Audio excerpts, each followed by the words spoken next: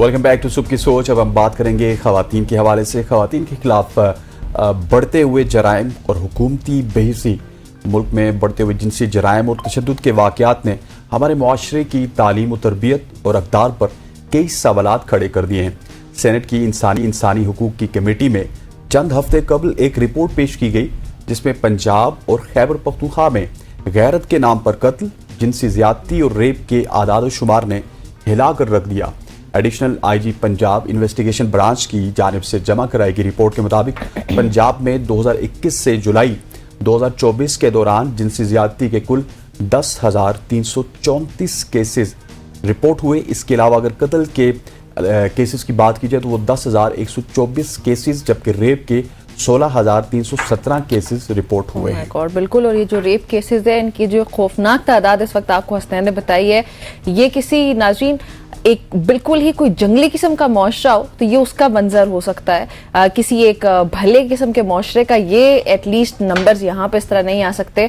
और इस रिपोर्ट पर नजर दौड़ाएं अगर तो अंदाजा ये भी होता है कि ख्वातीन, बच्चे और बच्चियां इस घुटन ज़दा मुआशरे में किस तरह सांस ले रही हैं। इस रिपोर्ट में यह भी बताया गया कि तकरीबन 4 सालों में पंजाब में ख्वातीन पर तेजाब जो फेंकते हैं, मतलब आप इसमें ज्यादातर, एक बात मैं ऐड करती चलो कि जो तेजाब फेंकने के ज्यादातर केसेस होते हैं, फॉर एग्जांपल इसका नंबर 217 केसेस रिपोर्ट हुए।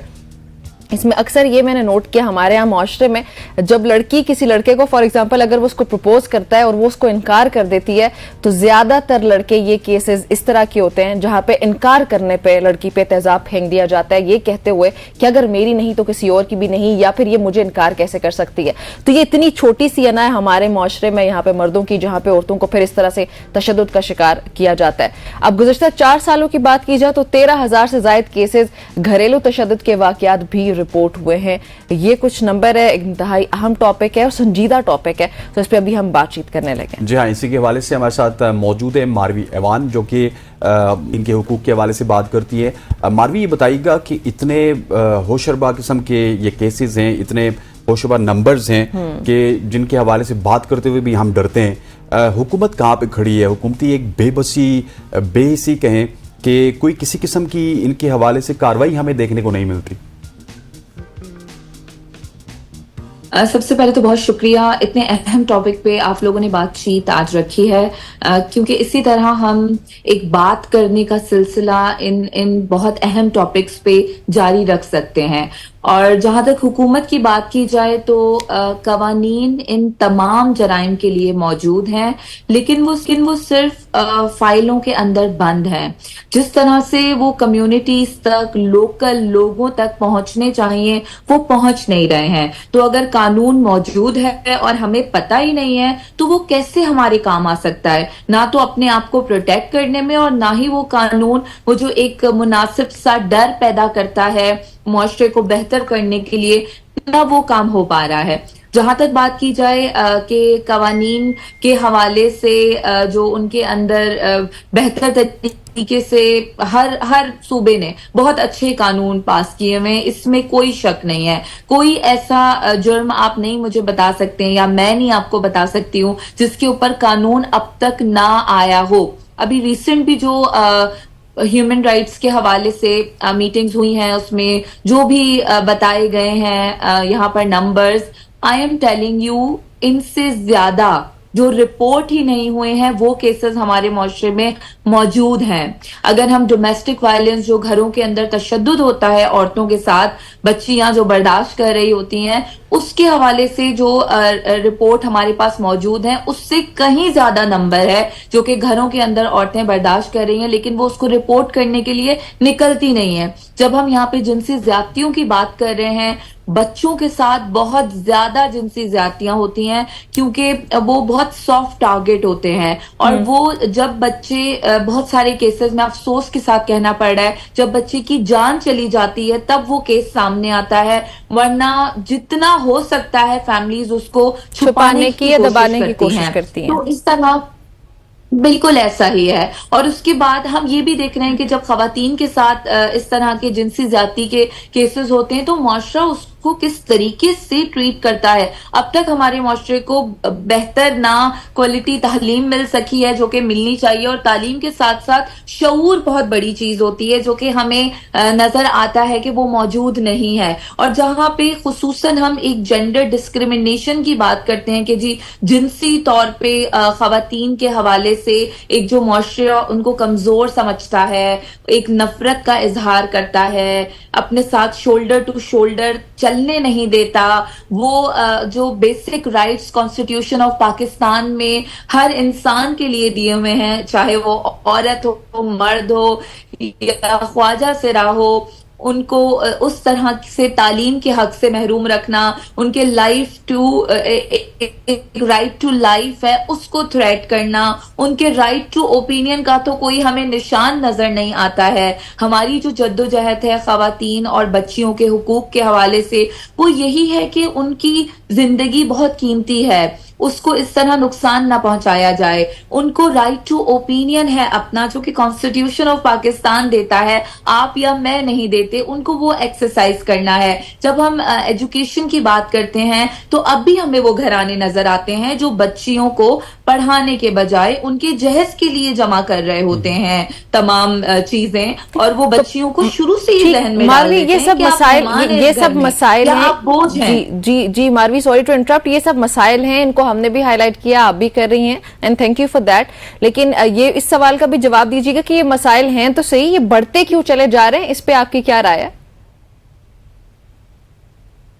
बढ़ते इसलिए चले जा रहे हैं, एक तो मैं ये कहती हूँ कि जब एडवांसमेंट आती है सोसाइटी के अंदर, जब हम ये देख रहे हैं कि सोशल मीडिया बहुत ज्यादा इन है हमारे बीच में, और अब जो केसेस हमारे पास रिसीव होते हैं वो इस तरह के होते हैं कि उनके अंदर कोई ना कोई गैजेट या सोशल मीडिया की इन्वॉल्वमेंट जरूर रहती है, यानी कि वो बदनाम करने का खतरा, और खवातीन को बहुत ज्यादा करते हैं कि जी आपकी इंफॉर्मेशन हमारे पास आ गई है, इसको हम आउट कर देंगे, आप हमारी मर्जी की मुताबिक चलिए या बात कीजिए। तो इस तरह हमें ये लगता है कि ये बहुत ज्यादा जो एडवांसमेंट है वो हमारी तरक्की के बजाय हमें पस्ती की तरफ लेकर जा रही है, क्योंकि उसके लिए प्रॉपर हमें इन्फॉर्म नहीं किया जा रहा, वो अवेयरनेस नहीं दी जा रही। और जहां मैं जेंडर सेंसिटिविटी की स्पेसिफिकली बात करूंगी कि जिस मुआशरे में हम बहुत ज्यादा आगे जाते चले जा रहे हैं, अब भी यहाँ पर खवातीन की तालीम के मसले हैं, अब भी यहाँ पर out of the school girls का रेशो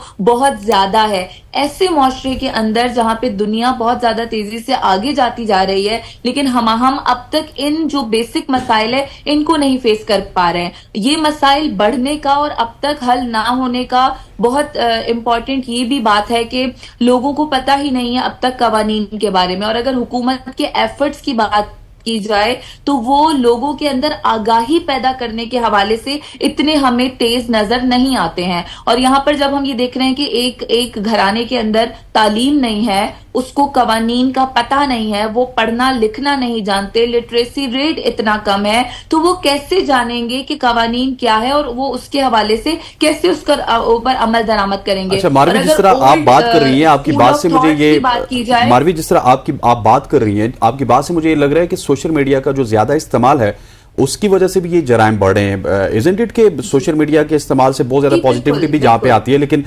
उसी के इस्तेमाल से ही खवातीन के खिलाफ इस तरह के हथकंडे भी हमें यूज होते हुए नजर आ रहे हैं। यही कहना चाह रही हैं आप? बिल्कुल, असल में सही नॉलेज किसी भी चीज के बारे में आपको नहीं होती है, आपको एक चीज इस्तेमाल करनी नहीं आती है, आपके पास बेहतर तालीम मौजूद नहीं है, वो एक शऊर मौजूद नहीं है, वो एक जेंडर सेंसिटिविटी मौजूद नहीं है, फिर तो ये एक ऐसा खतरनाक हथियार है जो कि बहुत blackmailing, cyber harassment, cyber bullying और इसको बहुत ज्यादा सपोर्ट कर रहा है। ठीक, अच्छा मारवी, ये बताएं, आपने अभी पिछले क्वेश्चन के जवाब में ये कहा कि अवेयरनेस नहीं है हमारे यहाँ, ख्वातीन को खासतौर पे पता ही नहीं है कि कवानीन क्या है। तो हम ये सेगमेंट कर रहे हैं, इसका फायदा उठाते हैं, आप हमारे साथ मौजूद हैं, जो बहनें इस वक्त हमें देख रही हैं, आई एम श्योर कि ज्यादातर ख्वातीन इस वक्त हमें देख रही हैं, तो आप बताती चलें, 2-4 कवानीन का ही फायदा उठा लेते हैं, कुछ भी उनको बताएं, गाइड करें कि फॉर एग्जाम्पल खुदा न खास्ता अगर कोई घरेलू तशद्दुद का शिकार खातून इस वक्त देख रही है, उसको क्या करना चाहिए, कानून उसको क्या रिलीफ फराहम करता है, यू नो, 2-3 एग्जाम्पल।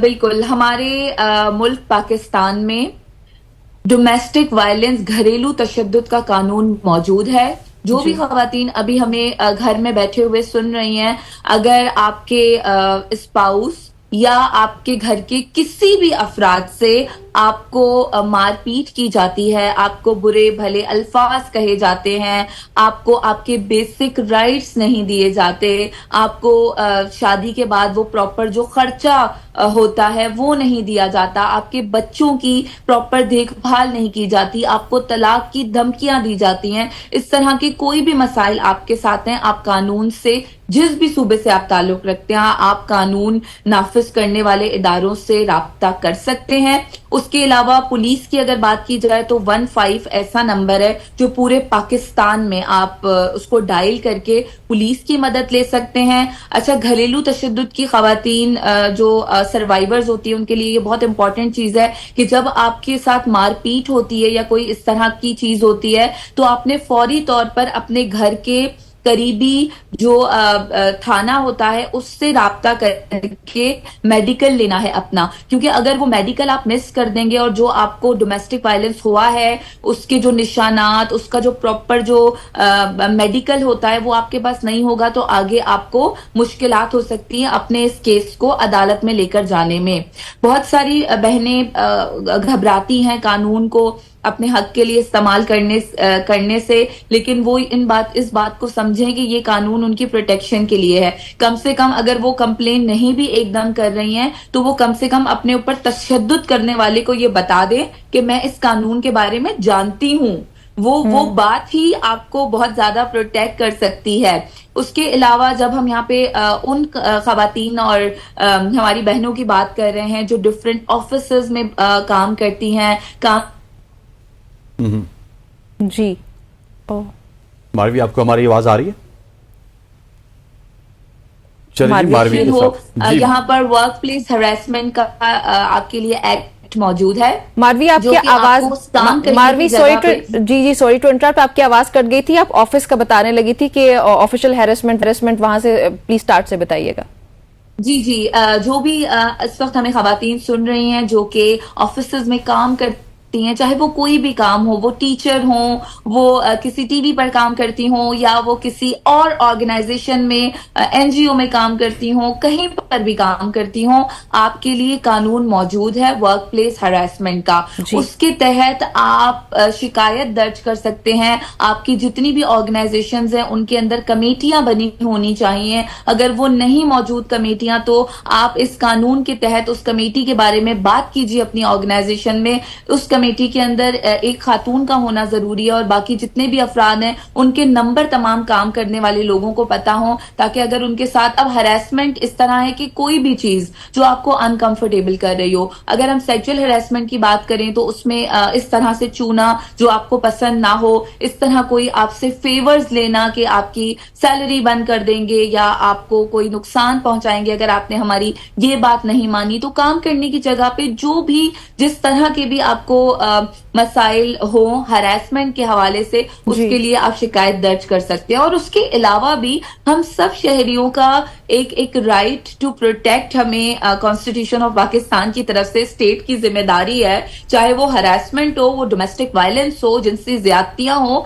किसी के साथ भी हो, ख्वाह वो मर्द हो या औरत हो या कोई बच्चा हो या ख्वाजा सिरा हो, हमारा हक है इस मुल्क के अंदर एक आजाद शहरी, एक सेफ और सेफ्टी के साथ एक शहरी को रहना है। कोई भी हमारे अच्छा मारवी, मुझे आपकी सारी बातें समझ में आ गई और मैं उम्मीद करता हूं कि आवाम को भी समझ आ गई हो, लेकिन हमारे यहाँ एक प्रॉब्लम ये भी है कि हम पुलिस को अपना सेवियर नहीं समझते। पुलिस में जाने से थोड़ा सा डर लगता है पूरी अगर सोसाइटी की बात की जाए। और सिर्फ मुझे ये बताइएगा कि क्योंकि आप प्रैक्टिकली भी इन्वॉल्व हैं, तो खवातीन के हवाले से कोई जिनसी तशद्दुद होता है, कोई ज्यादती होती है, पुलिस उसको किस तरह से एंटरटेन करती है? हम देखते हैं पुलिस स्टेशन में आप चले जाएं तो वहां पे मामलात को लिंगर ऑन किया जाता है, बहुत ज्यादा आगे बढ़ाया जाता है। इन स्पेसिफिक केसेस को पुलिस सीरियस लेती है?